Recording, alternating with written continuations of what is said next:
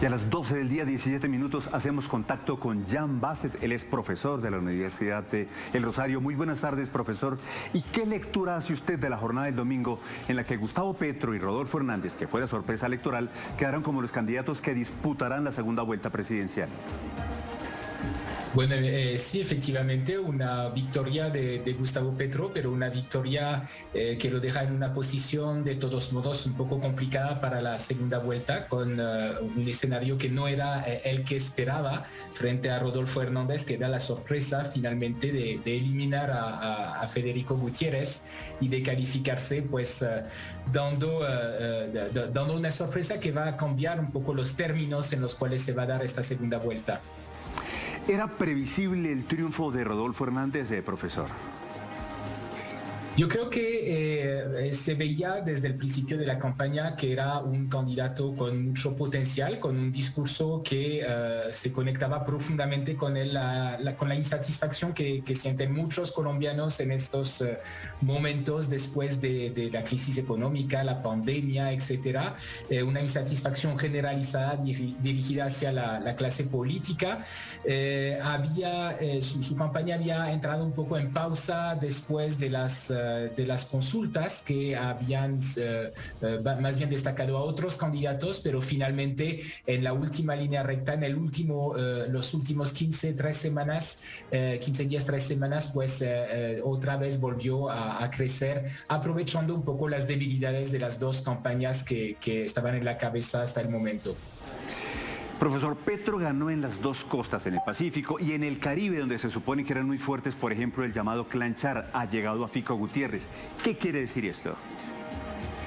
Pues eso no es nuevo, esta geografía existe en Colombia desde 2014, más o menos. Siempre hay una oposición entre el centro del país y las dos costas y el sur, digamos. Eso lo hemos visto en el plebiscito también. Es una geografía, una tendencia dura de las elecciones en Colombia, esta oposición entre el centro y la periferia que obliga a las campañas políticas a adaptar un poco sus discursos y sus acciones en públicos distintos que esperan cosas distintas, un centro un poco más integrado y un poco más desarrollado, y una periferia que tiene muchas dificultades, que todavía no ha salido de la violencia y del conflicto en muchos momentos, entonces que tiene necesidades y que espera cosas distintas del Estado.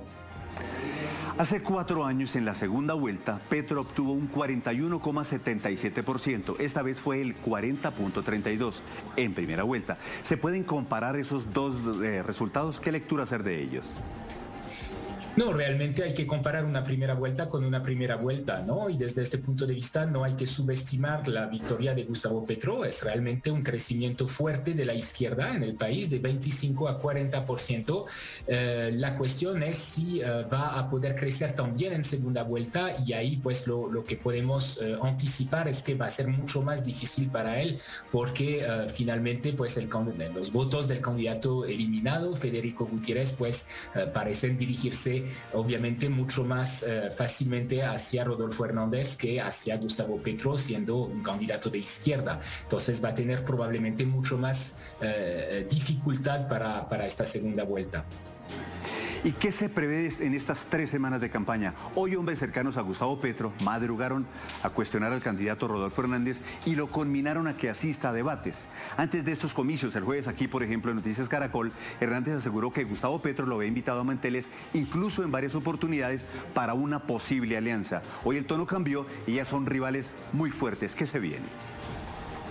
Sí, efectivamente es una campaña inesperada y que creo que va a tener algo de incertidumbre y de giros un poco sorpresivos y de ajustes que van a tener que hacer las campañas que no pensaban necesariamente en este escenario, particularmente pues para Rodolfo Hernández, que ha sido un challenger durante toda la campaña, pues va a tener que adaptarse a ser finalmente el que lidera probablemente las intenciones de votos de segunda vuelta, si efectivamente se confirma que los electores de Gutiérrez se reporta masivamente hacia él, y entonces de ser el blanco efectivamente de ataques sistemáticas de Gustavo Petro y su campaña durante esta segunda vuelta. Y en cuanto a Gustavo Petro, va a tener también que cambiar mucho de su discurso, va a tener que convencer, digamos, de que efectivamente, como lo dijo ayer en su discurso, él representa un cambio razonable, no era el tipo de discurso y el papel que se esperaba de él frente a Federico Gutiérrez, que era un poco el escenario que él tenía previsto. Entonces vamos a asistir ahí a unos ajustes que van a ser muy interesantes en las campañas.